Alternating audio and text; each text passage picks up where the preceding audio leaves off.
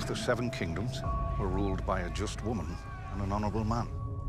You are Aegon Targaryen, true heir to the Iron Throne. You've always been.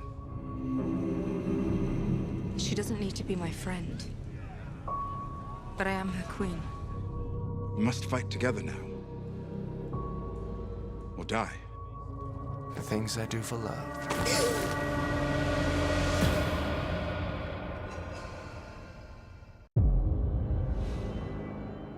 The most heroic thing we can do now is look the truth in the face.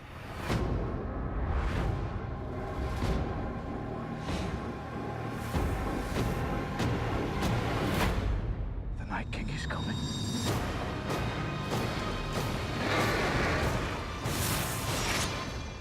The dead are already here.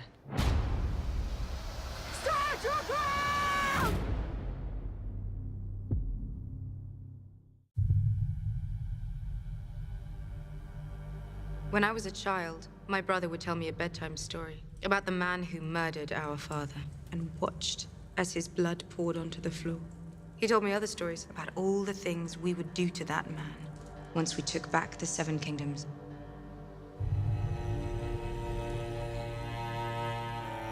When Jaime shows up to Winterfell, it's very difficult for almost anybody to know how to feel about it. On the one hand, Dany looks at him as this is the person who murdered her father, and even if she has come to terms with who her father was and what her father really was, it probably doesn't entirely erase the sting of her father's murderer showing up on her doorstep. Your sister pledged to send her army north. I don't see an army. She never had any intention of sending her army north. Tyrion has made a number of mistakes now, and Dany's really at the end of her patience because she has a lot of fondness and respect for Tyrion, but many of his plans have really gone awry. And now Jaime Lannister's here, but not with the Lannister army. Your Grace, I know my brother. Like you knew your sister. Tyrion can't really fight back because he knows she's right. I mean, he really did make a grievous mistake. If Tyrion has a flaw, he's a very clever man, but sometimes clever people overestimate their own cleverness. You don't know me well, Your Grace, but I know Sir Jaime. He is a man of honor. For Brienne, I think she's in love with someone who doesn't realize that she is because that kind of experience hasn't been a part of her life. She's feeling things that she can't really process because she never grew up in a world where those things were an option. She's so used to Jaime taunting her and being the kind of nasty Jaime Lannister of old that she's just suspicious at first that he's playing her and that he's gonna reveal his true intent. I'm not the fighter I used to be, but I'd be honored to serve under your command, if you'll have me. He really believes in her as a soldier and he wants to be there next to her, so I think she's really shocked by his sincerity. Lady Sansa, I was hoping we could speak alone. Dany comes to Sansa with a bit of an olive branch, trying to find a way inside that kind of cool exterior that Sansa presents. And one commonality between them is they both love Jon, and his lover, and Sansa's his sister. It's very much coming at it from the point of view of a monarch trying to make peace with her subject, and Sansa's not quite willing to accept Dany as her monarch yet. She's suspicious of people for a reason. What about the North? It was taken from us, and we took it back, and we said we'd never bow to anyone else again. What about the North? She's had too many hard experiences not to be suspicious of people, and she sees Dany as possibly a tyrant, as someone who's has a lot of power and is seeking to get even more. They're coming. We can't beat them in a straight fight. So what can we do? In the War Council scene, there's a lot going on under the surface. The most important thing about that scene is understanding the lay of the land and understanding what their intentions are, what their plans are, what their expectations are, so we know what we're looking at. The Night King made them all. They follow his command. If he falls, getting to him may be our best chance. Things may not go entirely according to plan, so we thought it was very important for people to know what everyone in the room expected to happen, was worried would happen, hoped would happen. In addition to that, there are a lot of human moments. We'll put you in the crypt where it's safest. No, I'll wait for him in the Godswood. We're not leaving you alone out there. He won't be. I'll stay with him.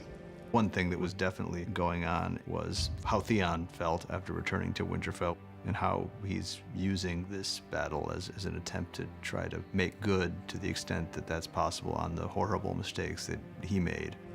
I took this castle from you. Let me defend you now.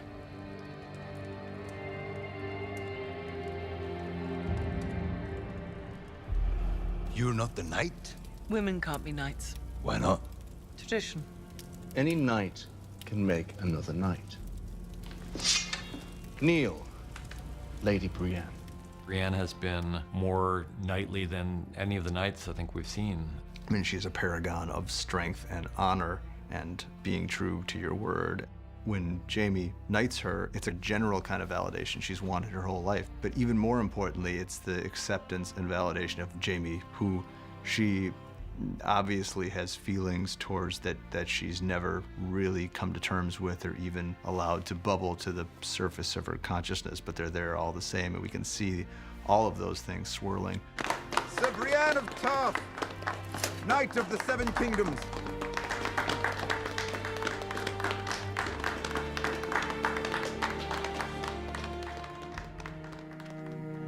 For us, what was interesting about this episode was always that it's our last night together, and everyone, I think, would face the end in different ways. We're probably going to die soon. I ought to know what it's like before that happens. Some characters want to make love for the first time because they've never done it before.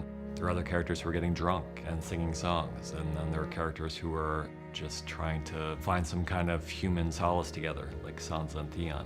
Everyone faces it in different ways, but they're all facing it, and that's why this episode was so important to us, because it's, you know, all these characters that we've been following for so long, and now they're all facing a common enemy.